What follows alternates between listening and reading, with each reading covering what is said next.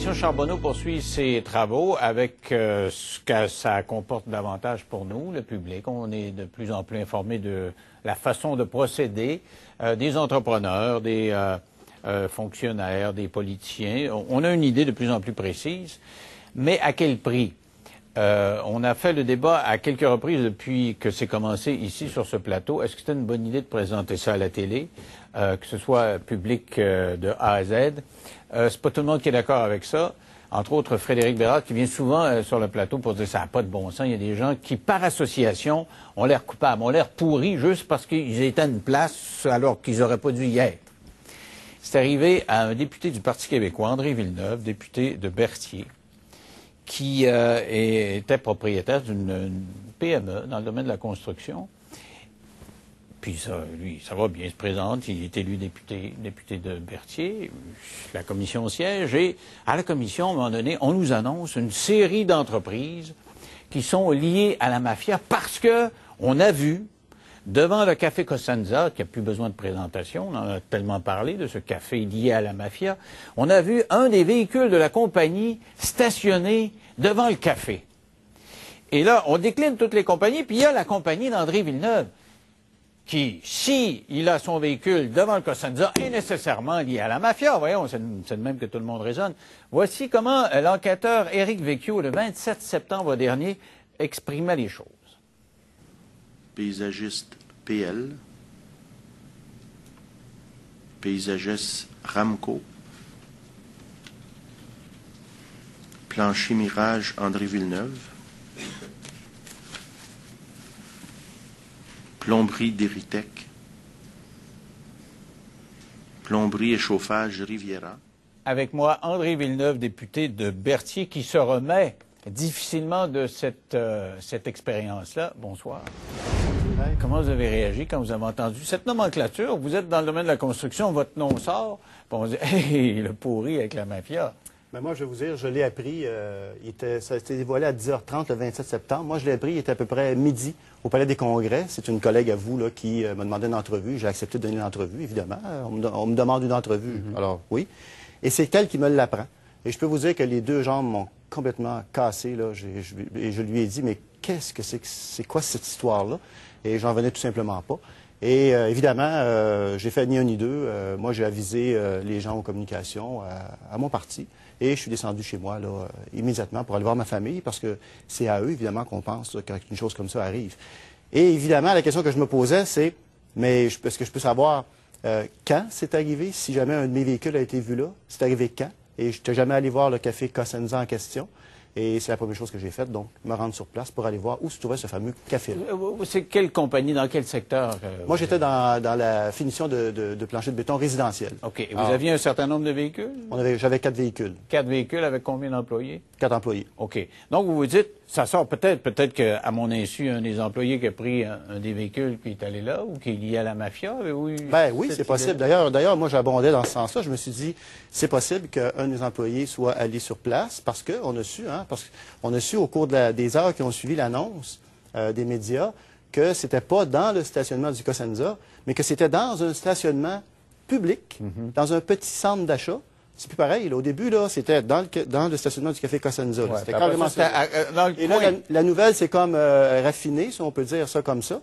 Et à la suite, 8 heures plus tard, ce qu'on disait, là, finalement, c'était qu'un véhicule de la compagnie du député André Villeneuve aurait été vu dans un stationnement public d'un centre d'achat.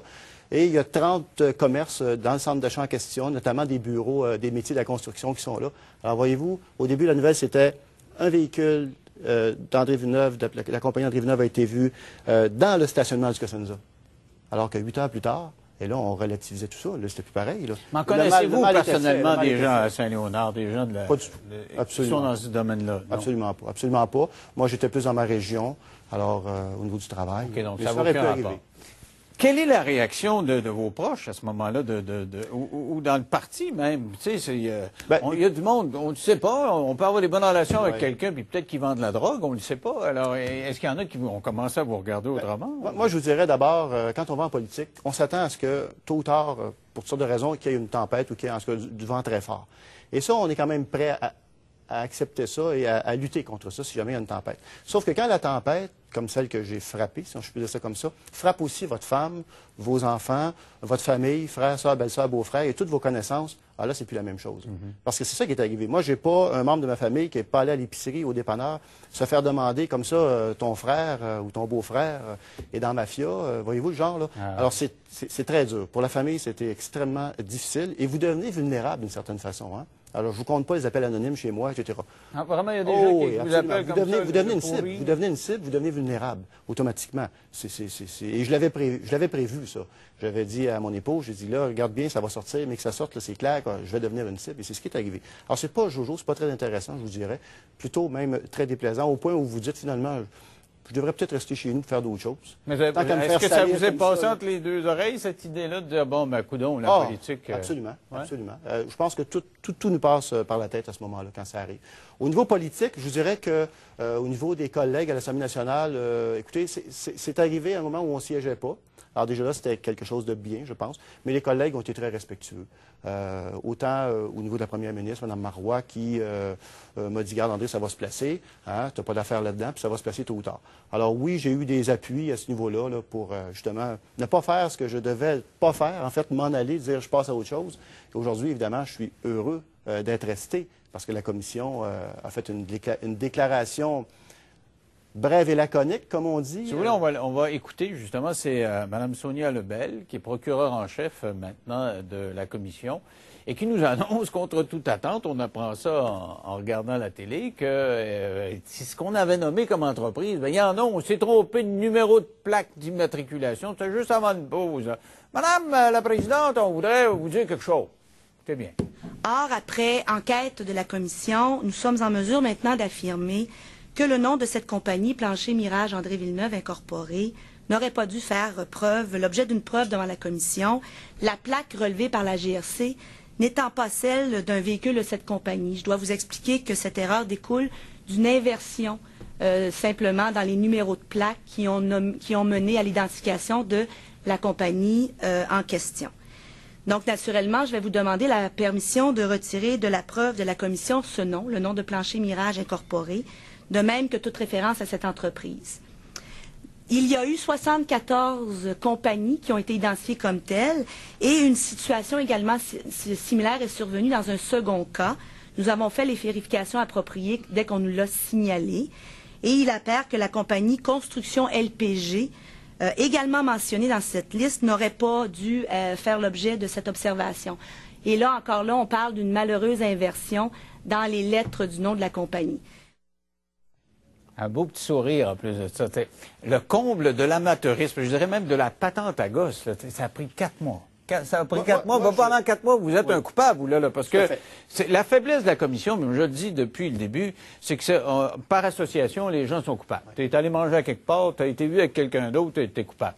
Alors, donc, pendant 4 mois, vous ne savez pas, puis vous êtes coupable. Puis là, en écoutant la télé, en prenant un café, vous avez dit vous vous étouffez vous aussi, parce que moi, je voyais ça, je me demandais de quoi on parlait, là, quand même. Écoutez, moi, à la limite, là, que la Commission fasse des erreurs, je pense que c'est normal. On ne peut pas non plus réaliser un mandat comme elle réalise présentement sans faire d'erreur. Là où le bas blesse, et vous l'avez bien dit, 4 mois. 4 mois. Vous savez que moi, là, le 28 septembre, le lendemain que ça a passé à la Commission, là, que mon véhicule aurait été vu au Café Cosenza, là, qui n'est pas le cas d'ailleurs, je tiens à le préciser encore une fois. Le lendemain, j'ai fait un point de presse à Québec. Hein? Et lors du point de presse, j'ai dit que j'avais fait une demande par l'entremise de notre avocat à la Commission Charbonneau pour qu'il me donne à tout le moins l'année, le mois, le jour et l'heure où un véhicule de mon entreprise aurait été vu. Et j'avais demandé aussi l'original de la photo de la plaque. C'est pas 4 mois que ça m'aurait pris, moi, pour élucider le mystère.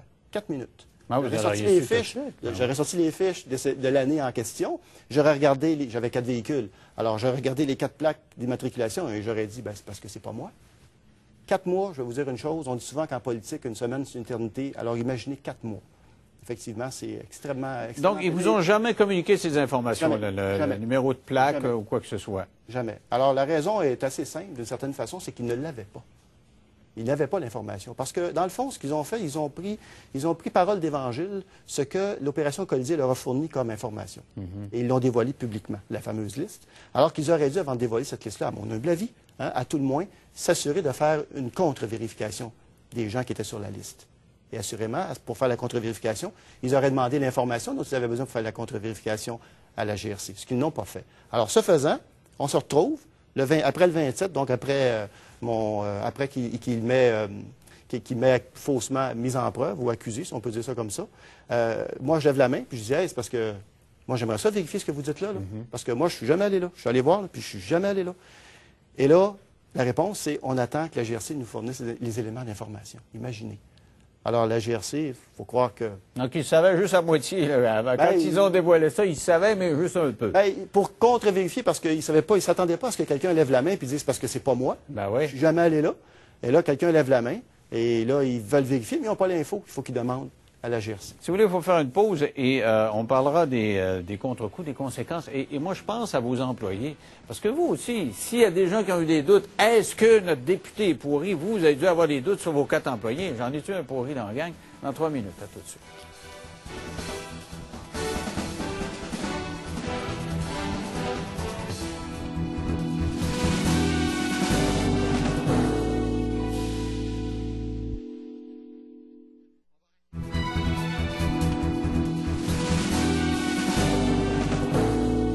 Avec moi, André Villeneuve, député de Berthier, qui a été montré du doigt par la commission Charbonneau. On avait dit un des véhicules de sa compagnie se trouvait dans un stationnement contigu au Cosenza, le fameux café lié à la mafia.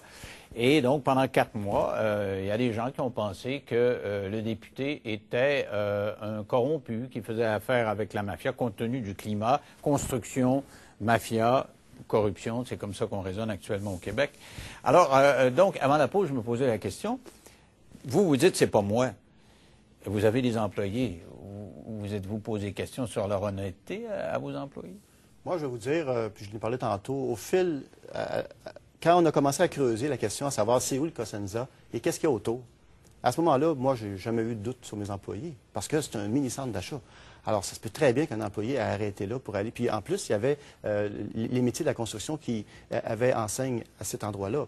Donc, moi, j'ai des employés qui sont syndiqués dans la construction. Alors, qu'ils soient allés là, pour moi, c'est tout à fait naturel.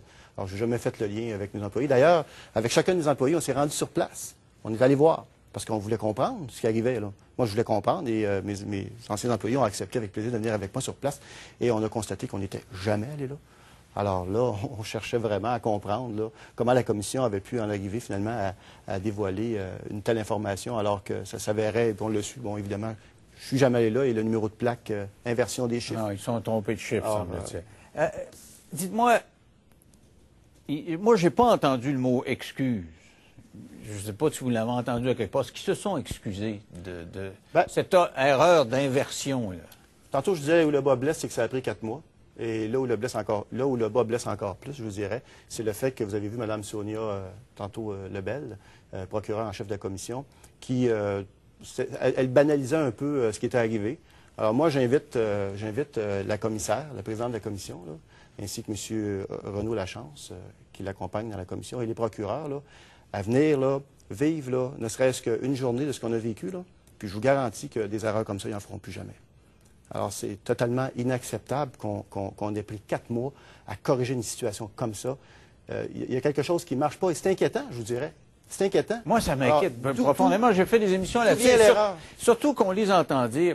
Vous savez, on n'est pas dans une cour ordinaire, on est en commission. Donc, les droits, là, on peut aller vite, là, parce que les gens savent qu'on est en commission, mais les gens, ils ne font pas la différence. Ouais. Pour les gens de votre comté, il y a du monde qui ont pensé que vous étiez d'accord. Écoutez, j'ai serré la main durant la campagne électorale entre 7 000 et 10 000. J'ai serré la main entre 7 000 et 10 000 personnes durant la campagne électorale. Là-dessus, vous comprendrez qu'il y a des gens que je ne connais pas. Et quand vous serrez la main à quelqu'un et que vous lui dites « Est-ce que je peux compter sur votre appui lors de l'élection? » Puis la personne, elle vous dit oui, puis qu'elle voit passer ça à la télé, là, je peux vous dire que le lien de confiance, il est fragilisé, pour ne pas dire, dans certains cas, sûrement. L'avez-vous senti, justement, en sortant sur la place publique? Bien, écoutez, il y a toujours des petites blagues qui roulent. Hein? On se fait toujours taquiner un peu par rapport à ça. Mais je vous dirais qu'en général, les gens qui me connaissent savaient bien que ça n'avait pas de bon Mais ceux qui ne vous connaissent pas, là. Bien là, évidemment, ils ne viennent pas vous voir pour vous le dire, là, bien sûr. Là. Mais donc, là où vraiment, vous parlez d'excuses à la commission, moi, je dis souvent, quand vous avez des grands pouvoirs, parce qu'une commission d'enquête, ça a de grands pouvoirs. On s'entend là-dessus, hein, pouvoir d'assigner des témoins, pouvoir d'enquête très large. Et quand il y a des grands pouvoirs, il y a toujours une contrepartie qui sont les grandes responsabilités. Et moi, ce que je dis, la commission devrait se poser la question, Est-ce que la commission a vraiment assuré et assumé pleinement ses responsabilités dans le rétablissement de ma réputation? Est-ce qu'elle a posé les gestes minimaux, à tout le moins, pour rétablir ou tenter de rétablir ma réputation? Moi, je vous pose la question, mais j'ai la réponse. Votre réponse à vous? La réponse est non. Non. La commission n'a pas fait ce qu'elle doit faire et j'ose espérer qu'elle le fera. Qu'est-ce qu'elle devrait faire pour vous? Moi, je laisse la commission le soin d'y songer, mais c'est pas avec une déclaration là, laconique et... Quelqu'un un petit sourire. Ben, c'était, est-ce que je connais pas Mme Sonia Lebel? Je sais pas si elle souriait ou pas, là. Je la connais pas personnellement, mais elle semblait banaliser à la fin, là, en disant, bon, c'est juste trompé, on a inversé des chiffres, là. Alors, j'espère que le dyslexique qui travaille à la commission a tout le moins été mis de côté, là, pour peut-être faire autre chose que de transcrire des notes. Mais c'est le principe même, cependant, quand je disais par culpabilité par association, quand à la fin, juste avant Noël, on nous a déclamé une liste de gens qui avaient fréquenté un établissement pour millionnaires, là, pour des 357 gens... Ouais, et qui étaient là. Ils étaient juste là. On a dit, on a nommé des noms. Peut-être qu'il y en a qui ont fait des transactions illicites ou des mauvaises négociations, ou je ne sais pas trop quoi, mais je ne sais pas, tous les clients qui sont passés par là ne sont pas tous des pourris, quand même. Alors, nommer des gens, juste nommer des gens. Tu as quelqu'un, tu as l'impression qu'il est en train de nous déclamer une gang de coupables. Je suis d'accord avec vous, mais la différence marquée par rapport à ma situation, c'est que moi, je suis jamais là. En plus? Je suis jamais allé là. Donc, moi, j'arrive de nulle part, là. Tu sais. Alors, je suis mais est-ce que si vous étiez allé, puis il ne s'est rien passé, est-ce que c'est tout aussi injuste? Ben, écoutez, c'est que moi, je m'attendais, là, quand j'ai fait la demande le 28 septembre à la commission, d'avoir l'information, là, d'avoir l'année, le mois et le jour et l'heure que c'est arrivé, là, puis la photo de la plaque d'immatriculation, là. Quand moi, j'ai fait cette demande à la commission, j'ai commencé, évidemment, à ramasser tous mes documents. J'ai rencontré mes anciens employés. On est allé sur place. Et ils avaient tous, en plus, gardé leur carnet de travail. C'est fantastique. Alors, nous, on est capable de reconstruire n'importe quelle journée de A à Z. Alors, moi, je m'attendais, là, le 31 janvier, quand la commission a fait sa déclaration, je ne m'attendais pas à ce qu'ils disent qu'ils avaient inversé des chiffres. Je m'attendais à ce qu'ils me disent tel jour, telle heure. À ta date, tu sais, moi, j'ai une réponse. Ah oui, là, on va s'asseoir, puis on va reconstruire la journée, puis on va dire pourquoi le véhicule. Mais non. En fait, la conclusion de l'histoire est aussi rocambolesque, finalement, que le début. Alors, c'est complètement fou, là. Ah oui, ça finit... quand je disais que ça faisait patente à gosse au moment où on déclinait, ça finit en patente à gosse aussi. Alors, moi, j'ose espérer que la commission va tirer des leçons de cela. Ce serait et je pense que la commission pourrait, vous parlez tantôt, qu'est-ce que la commission pourrait faire? Ben, elle pourrait, à tout le moins, dire, ben, écoutez, nous, on a pris des sanctions par rapport... On a fait le ménage dans notre organisation par rapport aux gens qui ont commis cette erreur, hein, puis on a fait ce qu'il faut pour que ça se reproduise. Mais on n'a nullement entendu aucun regret de la commission, là. On continue, puis c'est pas grave, là. Marqué, on a besoin de cette commission-là, mais moi, j'ai l'impression que des fois, c'est un peu trop public. Puis quand on va dans... Juste nommer du monde, il pourrait fermer les livres de temps en temps. Qu'est-ce qui a été le plus dur pour vous de vivre toute cette histoire-là? Le temps. Le temps que ça a pris. Le temps. Moi, je suis capable de passer à travers une tempête, là, de 2 jours, 3 jours, une semaine, mais 4 mois, c'est beaucoup trop long. Ça vous intéresse encore, la politique? Absolument. J'adore ce que je fais. Vraiment, vous adorez encore J'adore ce que je fais. Si vous saviez à quel point les gens sur le terrain, vous savez, on parle beaucoup de cynisme, hein, mais dans nos circonscriptions, si vous saviez comment les gens sont vraiment heureux de nous voir, sont contents de nous voir, et si vous saviez le travail qui se fait dans un bureau de comté, vous seriez surpris. Et ça, on n'entend pas beaucoup parler à la télévision, là. Mais ça s'adresse pour tous mes collègues, là. C'est vrai pour tous mes collègues à l'Assemblée nationale. Les gens, là, les bureaux de comté qui travaillent, là, les gens qui frappent à la porte d'un bureau de comté, c'est parce que là, ils ont tout essayé, là. Ils viennent nous voir pour qu'on puisse les aider. Mais il y a quand même des préjugés. Politiciens qui travaillent dans le domaine de la construction. Wow! Ça vous fait 2 prises contre vous en Je suis d'accord avec vous, mais non, je n'ai pas trop de problème à vivre avec ça. Peut-être je veux juste vous dire, puis vous en avez parlé un petit peu tantôt, moi, je suis tout à fait d'avis que le mandat que la Commission a présentement, c'est un mandat important. Elle va le réaliser, ça c'est certain, il faut qu'elle le réalise. Et j'irai plus loin en vous disant qu'on a le courage au Québec comme société de faire ça. Et c'est important. Et je suis convaincu, et je n'aimerais pas aucun autre État dans le monde, là. Je pourrais en nommer plusieurs, mais je suis convaincu qu'il y a des États ailleurs dans le monde qui regardent ce qui se fait au Québec en rapport avec la commission d'enquête qui a lieu présentement et que ces États-là feront assurément, un jour ou l'autre, un exercice de ce genre-là. Mais moi, j'ajouterais à l'intention des procureurs qui évoluent, j'ai entendu souvent au début, surtout, cet argument-là, il faut être efficace, pas au détriment des droits des gens. Il faut être efficace, mais on ne peut pas faire comme si des gens étaient coupables s'ils ne sont pas. On ne peut pas juste nommer des noms, même dans le beurre. Parce que, des fois, j'ai l'impression qu'ils se prennent comme étant un show de télévision. L'autre fois, Renaud Lachance posait des questions, puis il disait, êtes-vous conscient, il demandait ça à M. Miotto, là. Vous êtes en train de dire ça à la télévision. Il ne disait pas, vous êtes en train de dire ça à la commission. Il a dit 5-6 fois, vous êtes en train de dire ça à la télévision. C'est comme si c'était l'animateur de son show de TV qui dit, hey, vous êtes en train de me dire ça à la TV. Merci beaucoup. Bonne chance pour la suite des choses. J'espère qu'ils vont s'excuser formellement. Je veux juste vous dire, conclure là-dessus. Par image, je dis que j'ai reçu une balle de la commission, une balle perdue. Alors là, présentement, on comprend que tout ça est derrière moi et que je reprends. Ça m'a ralenti, ça m'a pas tué, ça aurait pu me tuer politiquement. Ça m'a ralenti et là, j'ai repris ma vitesse de croisière. Bonne chance pour la suite des choses.